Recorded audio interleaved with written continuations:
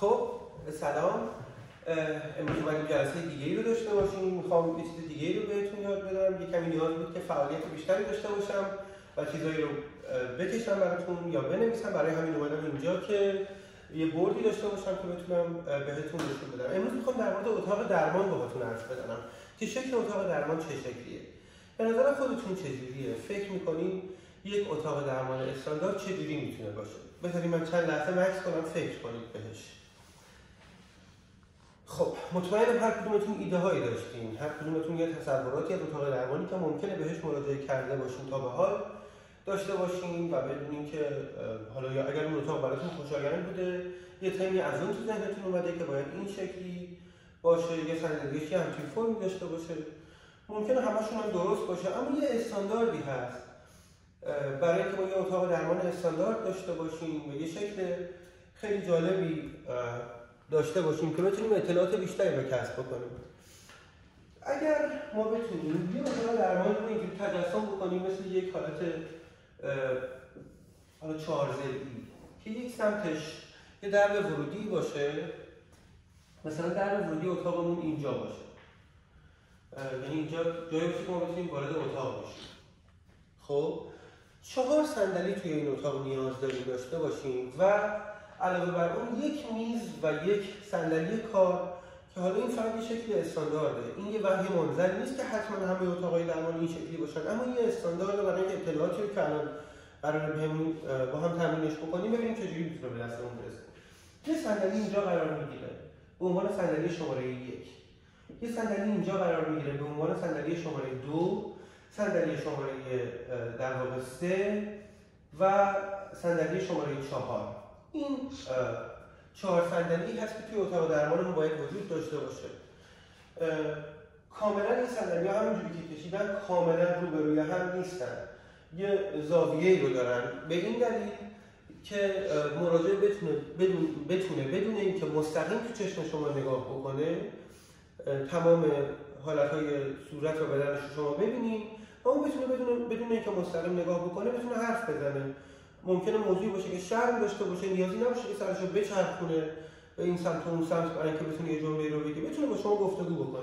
یه میز کوچیک این وسط قرار میگیره، یه میز کوچیک که فقط جای قرار داشتن در واقع دستمال کاغذی هست، نه هیچ چیز دیگه. دستمال کاغذی هم که شما قرار نیست تحت هیچ شرایطی اون رو به مراجعتون تعارف بکنید، بلکه اون فقط هست کنید. اگر اون بخواد خودش برش می‌داره.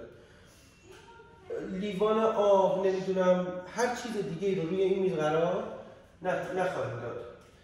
یه میز کاری اینجا قرار داره و یه صندلی هم اینجا. البته اینو خدمتتون میگم در واقع این خیلی ظاهرا اینجا هست اما ما هیچ وقت پشت میزمون نمیشینیم مگر اینکه شرایطی که بعدا براتون توضیح میدم. این کاربرد این میز و این صندلی تو جلسات دیگه حتما بهتون یاد داده میشه، اما اون چیزی که الان خیلی مهمه این یه شکلی از اتاق درمانه.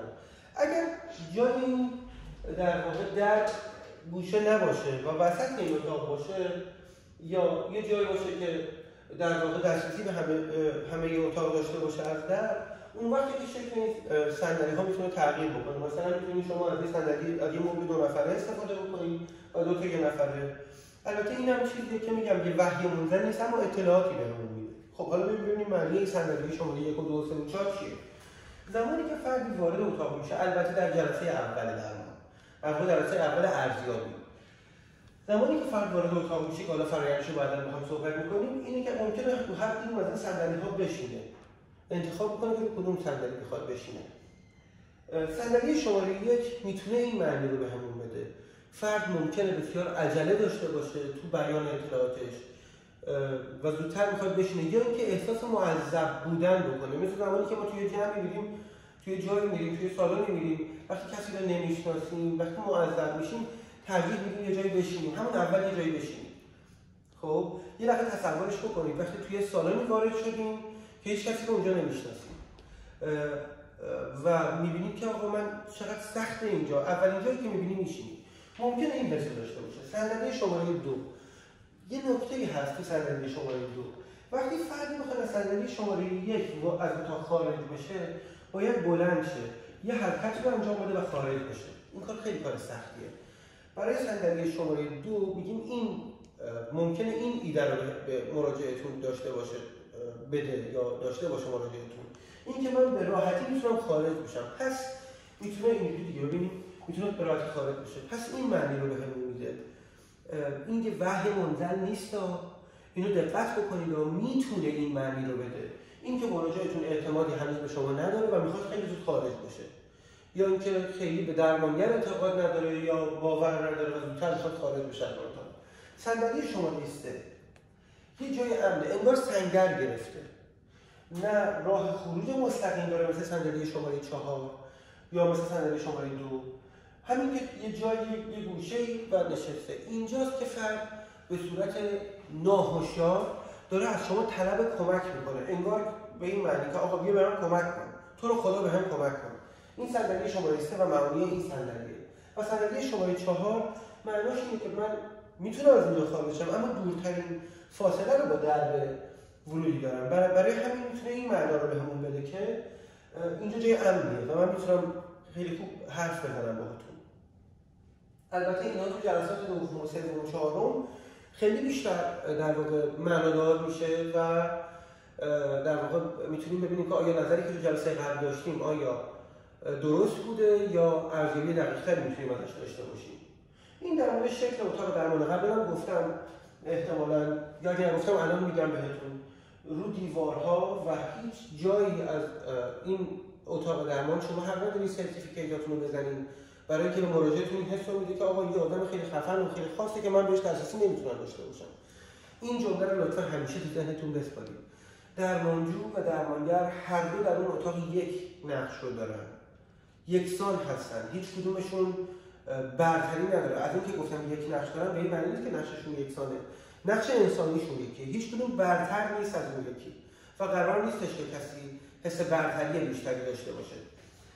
بنابراین با سرتیفیکیت ها مراجعتون رو درگیر نکنید ذهنش رو که بخواد اطلاعات بهتری که به شما بده با دیدن این شرایط بخواد در واقع از ذهنش بره یا تحریف شده بشه. کتابخونه بزرگی نذاریم تو اتاق که داشته ها و دانسته هاتون رو به رخش بکشین.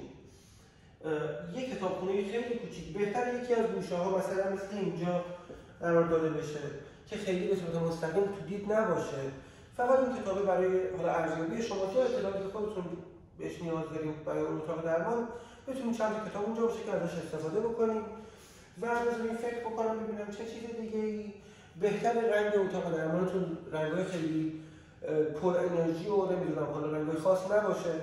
اتاق درمانتون یک اتاق بسیار ساده باشه، همه اتاق پر از گل و گیاه و نمیدونم اینجور چیزا نکنید برای اینکه ذهن مراجعتون درگیر اونا میشه و اطلاعات بکری که در مورد خودش قراره به شما بده باز دچار تحریف میشه.